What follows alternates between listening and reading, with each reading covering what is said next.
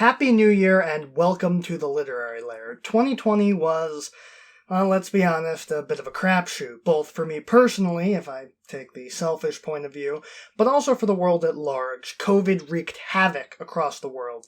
Deaths, both celebrity and not, were at an all-time high, and protests shook the United States as centuries of mistreatment finally bubbled over. But humanity is fighting through it all, as the doctor said. Homo sapiens. What an inventive, invincible species. They're indomitable. Indomitable. It's true, yeah, all those things happen, but we're still here, aren't we? We're still trying to get the numbers down, waiting until this vaccine can be given to everyone willing to take it, and yes, we shouldn't have to put up with this much death, but history has shown that from the ashes, humanity will still rise up, even if there are those who are wholly uninterested in helping for the greater good. And even those protests prove that we're still fighting to survive. Those aren't random riots. They're concentrated attempts to make the world better for everyone, and for the future to be brighter than the past and the present. And at least we can take solace in the fact that at the end of this month, the man who will be running my country will, while not being perfect in any way, will be a far sight better than the one who was in charge for the last 4 years. And this isn't just me making up for the fact that I didn't get to do a year's reflection because my last video of the year was a Christmas video. I'm doing it to illustrate that I will always want to take the optimistic point of view instead of a pessimistic one. It's one of the reasons that I think I gravitate so much to sci-fi as opposed to any other genre. Fantasy is fine, but that's just it. It's a fantasy. But sci-fi is almost always born from humanity, from where we are when it was written, and showing what we can become given time, a little bit of moxie, and a positive outlook. Even dystopian stories are always about fighting back against the oppressors. This is why, since I like to do my first video of the new year on a 2-year theme rotation, I'm breaking from tradition a bit. Usually I showcase a franchise or a character that I love. Not only have I sort of exhausted most of my major franchises that I love that have licensed tie-in novels, but this theme is going to continue into 2022, which is the year of this show's 10th anniversary. And I don't know what I'm going to be doing for that yet at the moment, but I want it to be somewhat meaningful. Now, had I known that 2020 was going to be as bad as it was, I probably would have saved my Superman reviews until this year, since Superman represents hope, and it's in even more short supply than it was 2 years ago. Even in the darkest times, hope cuts through.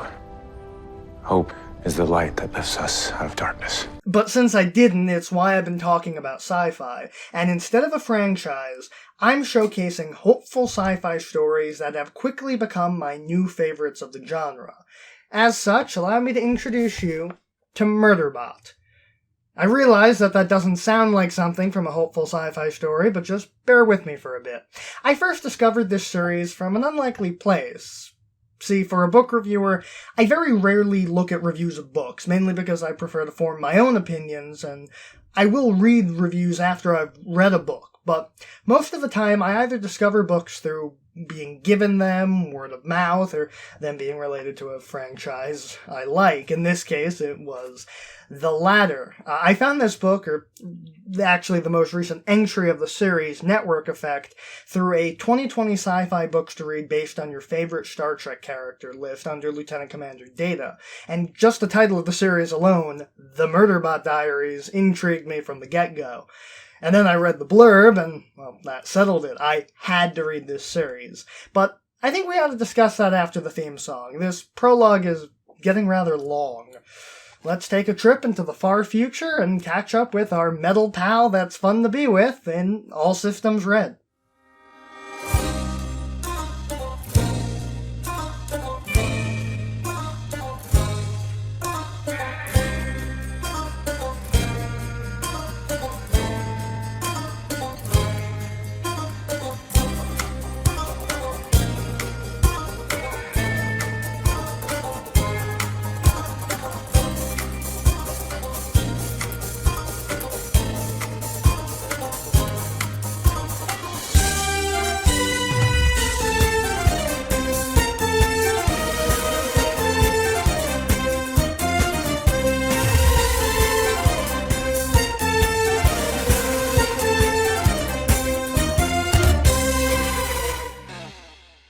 cover is great, really great. It's pretty Spartan with just Murderbot in full armor standing in front of what looks like a swamp with rings in the sky, but it's minimalist in a good way, and I really like it. Although, since this is a novella, the cover isn't quite as impressive as Network Effects, which is for a standalone book that's being judged more on its cover than this one, but still, it's awesome.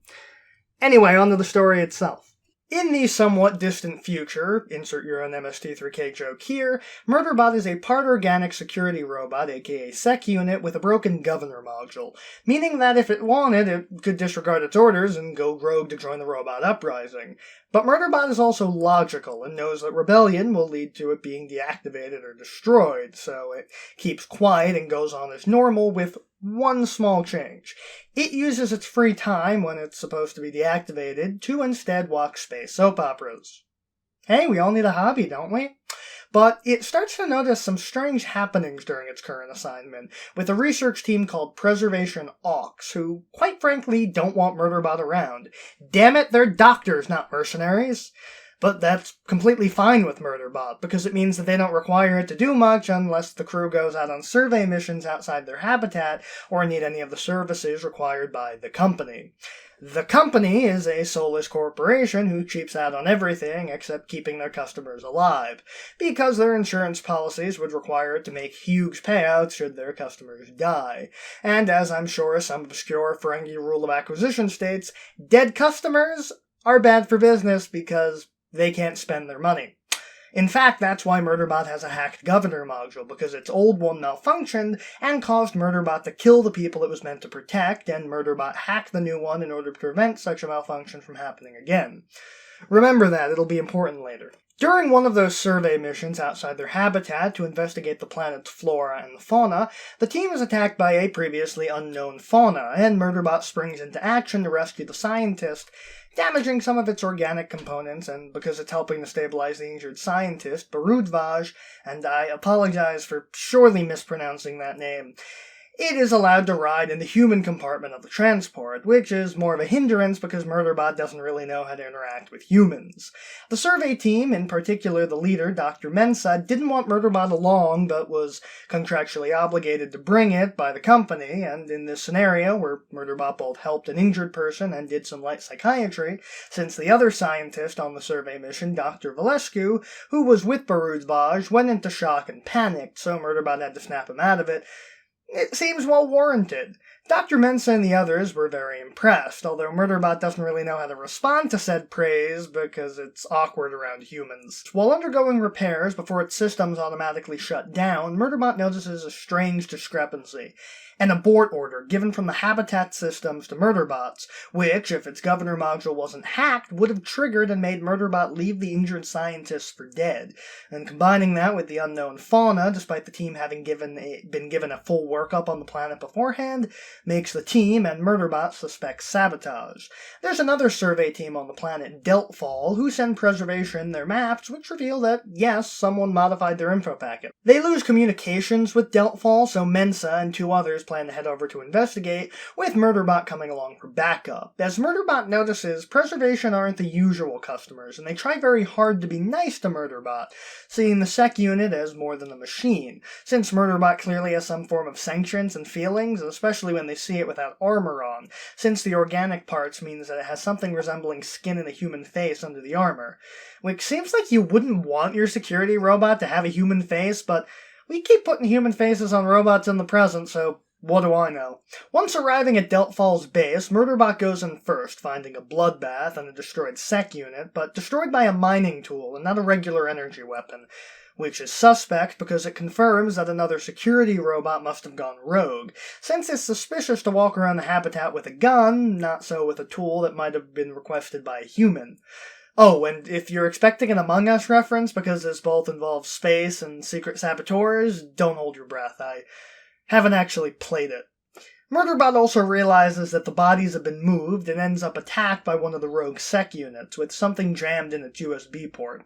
Mensa shows up in the nick of time to save Murderbot from a third sec unit and they escape, but Murderbot realizes that the thing shoved in the USB port was a command overdrive module, which would turn Murderbot's systems over to an unknown party, and it shoots itself in the chest to disable its systems. While deactivated, Preservation removes the rogue code from Murderbot's systems and wakes it back up.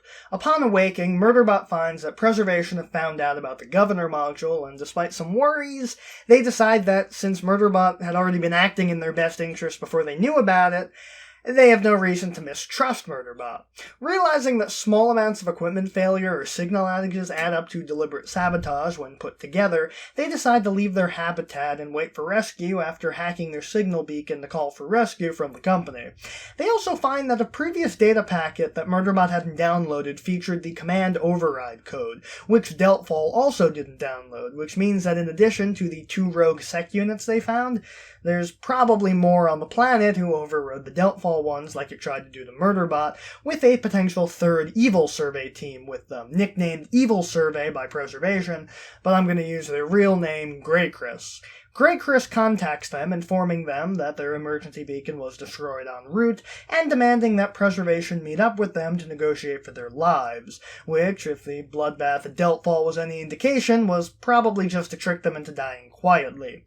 They also figure out why Grey Chris wants them dead. Those missing map fragments weren't part of the sabotage. They were caused by interference underground. The interference was caused by remnants of a city. The planet was previously inhabited, and those remnants of a society would put the world under archaeological lockdown. But if no one knew about the inhabitation, Grey Chris could make a pretty space penny mining the planet. But that means no witnesses, hence the sabotage and murder. But Murderbot and Preservation aren't idiots, and they do the old switcheroo. And while Murderbot attempts to bargain for his freedom, pretending to be ready to sell its humans up the river, Preservation returns the favor and turns Grey Chris's equipment against them to launch another emergency beacon, and Murderbot is seemingly disabled during the final showdown with Grey Chris. Upon awaking once again, Murderbot learns that it's been purchased by Mensa and the gang, and will be going home with them to do whatever it so pleases. The Preservation team wanting the whole Star Trek and organic equal rights thing, but Murderbot gets cold feet and runs off, hitching a ride on a passing space freighter to go off on its own space adventures away from Dr. Mensa and the others. Okay, I admit most of what drew me to this series was the name. With a name like The Murderbot Diaries, that's gonna happen, and I was initially just going to read Network Effect, the latest release at the time of this video's release, because it was touted as a standalone, but I jumped back because I felt I needed the backstory, important if I was ever going to review that book. Since I feel that as a reviewer, I should have proper context, unless it's a Patreon-sponsored review, in which case I always prefer going in blind if I can. And I'm really glad I did, because this is a great novella. It's written in first person, which is a fairly uncommon type of narrative nowadays. I can't remember the last book I read that was in the first person. Well, okay, actually I can. It was Doctor Who Scratchman, but I read that after I read this book, so I'd say that it's still fairly rare in my own reading habits. Third person is usually what I see most of, since it allows for omniscient narrators and generally makes exposition easier. That being said, I liked how we spent the whole book in Murderbot's mind, because it gives us some moments that we don't know about when Murderbot isn't present and are related to Murderbot, which is a nice way to handle some exposition. As this is a novella, it doesn't waste any time, and while some might want to see the missing parts when Murderbot is undergoing repairs, I enjoy having a bit of mystery, and it's not like I'm not smart enough to know that they tech Murderbot's systems to fix it.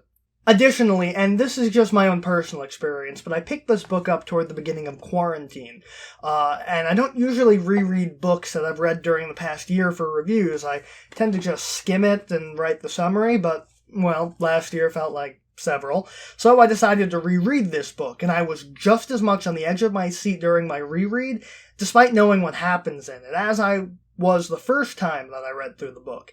That's the sign of a really well-paced and satisfying story. It kept me guessing, even though I knew the answer. And I think that comes down to both pacing and the fact that Murderbot, as a protagonist, is really easy to empathize with. Works a menial job, only source of entertainment is watching Netflix while lying in bed.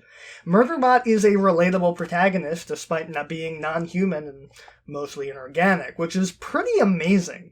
The pacing is really good and it never drags, and despite being sci-fi, it never really gets techno-babbly, so it's fairly accessible.